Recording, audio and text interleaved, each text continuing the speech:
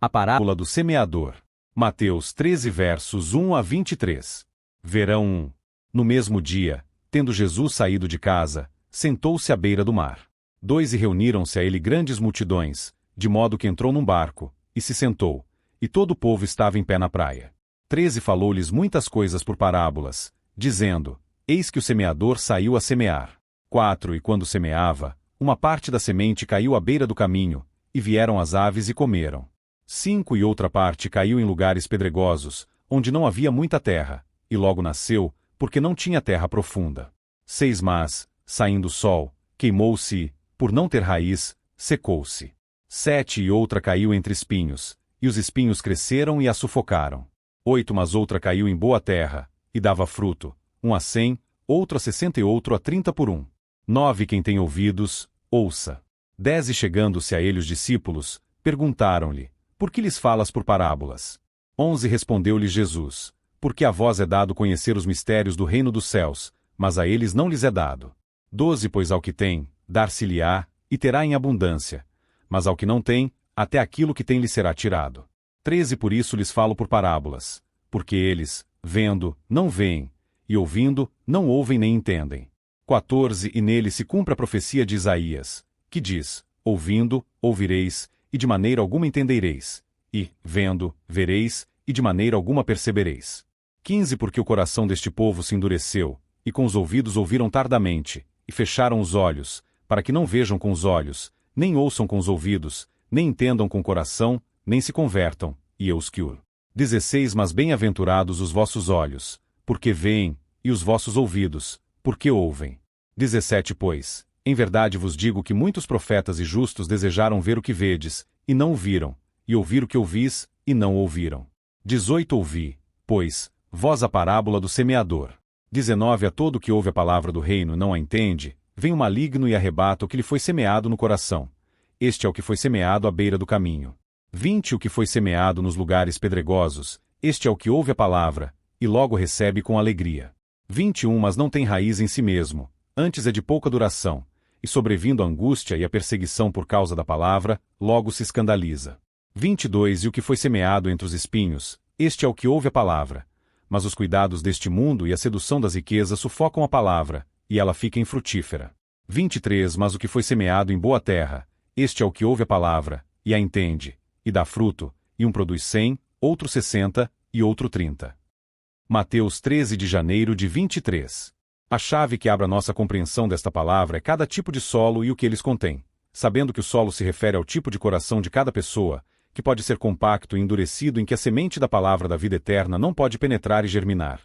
O pedregoso e que não permite lançar fora as pedras que nele existem, e que, portanto, as raízes da semente que germinou não conseguem se fixar no mesmo e a tenra planta vem a morrer, e um terceiro tipo de solo que está cheio de espinhos e ervas daninhas que não são removidas, fazem com que a semente recém-germinada fique sufocada e a plantinha da vida eterna não se desenvolva, e por fim o último tipo de solo que se refere ao coração cuja rigidez quebrada pelo arado, as pedras espinhos e ervas daninhas removidos, e a terra fertilizada pelo Espírito Santo, e no qual somente a semente da palavra de vida eterna pode germinar, crescer e chegar a produzir os frutos esperados pelo grande agricultor.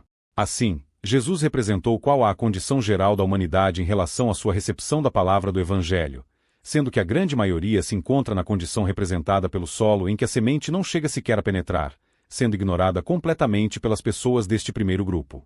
Nos dois seguintes, em que a semente germinou e a planta não chegou a crescer, isto não significa pelo fato de ter germinado, que chegaram a tomar posse da vida eterna, mas que foram influenciados em alguma medida pela palavra do Evangelho, e por algum tempo até pareciam que eram crentes verdadeiros, mas por fim revelou-se o contrário por não terem conseguido perseverar, demonstrando que não tinham realmente a fé invencível que salva porque ela tudo enfrenta e suporta. E os do quarto grupo não possuíam um coração bom e justo para requeberem com mansidão a semente da palavra que foi neles plantada, mas se submeteram ao Senhor Jesus, e permitiram e buscaram o seu trabalho de lavrador em seus corações de forma que o coração de pedra fosse trocado pelo de carne, e assim puderam crescer espiritualmente e produzir o fruto de vida eterna esperado por Deus. É muito comum se ouvir da parte de muitos, que nem mesmo Jesus conseguiu unanimidade quando esteve ministrando em carne, na terra. Falam isto, não por julgarem segundo a reta justiça, mas como que atribuindo insucesso a nosso Senhor no cumprimento da sua missão, ou como para justificar o livre-arbítrio humano, como que o homem tivesse o direito de traçar seu próprio caminho sem se sujeitar a Deus.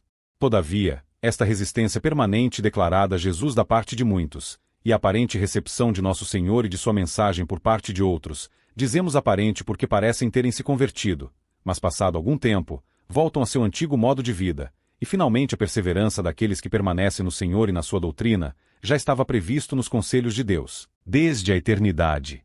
Isto foi revelado pelo Senhor na parábola do semeador. Então, não é pelo fato de serem menos os que se convertem em comparação com os que se perdem, que se comprova que Jesus não é bem-sucedido em sua função de Salvador do mundo. Ao contrário, ele é mais do que suficiente e competente capitão da nossa salvação, porque não perde a nenhum daqueles que lhe foram dados pelo Pai. Deus conhece os que são seus, e estes não deixarão de ser alcançados pela sua graça e poder, para que sejam salvos, e ainda que nem todos frutifiquem no mesmo grau, porque uns frutificam mais do que outros, entretanto, todos fazem parte da família de Deus e não serão, portanto, de nenhum modo, rejeitados por ele. Esta verdade já havia sido profetizada cerca de 700 anos antes de nosso Senhor ter se manifestado a este mundo, na plenitude do tempo, encarnando num corpo como o nosso. Isto foi feito especialmente através do profeta Isaías, cujo ministério foi, principalmente, o de preanunciar o Evangelho e a obra de salvação que nosso Senhor faria. Todavia, Deus deixou claro, por meio do profeta, que Israel não entenderia o Evangelho apesar de ouvi-lo. Não entenderiam o significado dos milagres realizados pelo Messias e pela Igreja, apesar de testemunharem tais milagres com a vista de seus olhos. Isto, por causa do endurecimento deles no pecado, especialmente pelo engessamento nas falsas convicções religiosas em que viveriam por influência dos escribas, fariseus e todos os demais líderes religiosos de Israel. O Senhor falou ao profeta Isaías, quando lhe enviou depois de ter sido tocado pela brasa do altar. 9 disse, pois, ele, vai, e dize a este povo, ouvis, de fato, e não entendeis, e vedes, em verdade, mas não percebeis. 10 torna insensível o coração deste povo, e endurece-lhe os ouvidos, e fecha-lhe os olhos, para que ele não veja com os olhos, e ouça com os ouvidos, e entenda com o coração, e se converta, e seja sarado. Isaías 6 versos 9 e 10. Isaías é conhecido como profeta evangélico, porque profetizaria mais do que qualquer outro sobre a pessoa de Cristo e o período da Igreja cristã, do milênio e da glória futura dos santos. Ele viu o Senhor Jesus na sua glória em sua chamada, porque sua grande missão seria a de falar do ministério e glória do Messias, e que somente nele havia esperança, não apenas para Israel, como para todas as nações. Então, não é para se estranhar que não tenha sido chamado para convocar os israelitas de seus dias ao arrependimento, durante o tempo do seu longo ministério, mas ao contrário, lhes revelar que permaneceriam endurecidos à recepção do Messias e do Evangelho por um longo período. Eles ouviriam o Evangelho, mas não entenderiam. Viriam os sinais realizados por Cristo pela Igreja, mas não perceberiam a mão de Deus agindo, porque o seu coração se tornaria insensível, e seus ouvidos ficariam endurecidos à voz do Espírito, e seus olhos fechados para verem a verdade da palavra do Evangelho. Isaías falaria de coisas relativas ao Evangelho, mas eles não se converteriam a Deus, por ouvirem as coisas que seriam reveladas ao profeta. Ao contrário, a mensagem profética de Isaías lhes endureceria o coração, fecharia seus olhos e ouvidos, para que não vissem e ouvissem a mensagem da verdade, e assim, não podendo entender com o coração, não se converteriam e não seriam sarados por Deus. Isaías perguntou ao Senhor até quando duraria tal endurecimento de Israel ao Evangelho, e a resposta divina foi a seguinte: até que sejam assoladas as cidades, e fiquem sem habitantes, e as casas sem moradores, e a terra seja de toda assolada, e o Senhor tenha removido para longe dela os homens, e sejam muitos os lugares abandonados no meio da terra. A remoção do endurecimento de Israel ocorreria, conforme do conhecimento do Senhor em sua onisciência, e como revelou a Isaías, somente depois que a terra de Israel fosse assolada, e as suas cidades e casas ficassem sem habitantes e moradores e a sua terra totalmente assolada. Isto ocorreria no cativeiro babilônico, e na diáspora causada pelos romanos em 70 DC, mas o grande cumprimento da profecia aponta para o tempo das assolações que serão realizadas pelo Anticristo. Apenas um remanescente seria objeto da remoção do endurecimento e se converteria ao Senhor, mas é identificado como sendo menos da 10ª parte da população que seria poupada. Este remanescente foi chamado de Santa Semente, e comparado ao renovo do toco de um carvalho que é deixado na terra, depois que este é derrubado, Isaías 6 verso 13.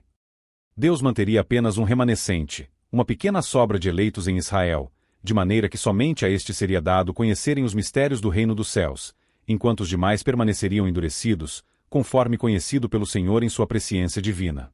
Por isso, a verdade do reino do céu soaria em Israel, especialmente por meio de parábolas.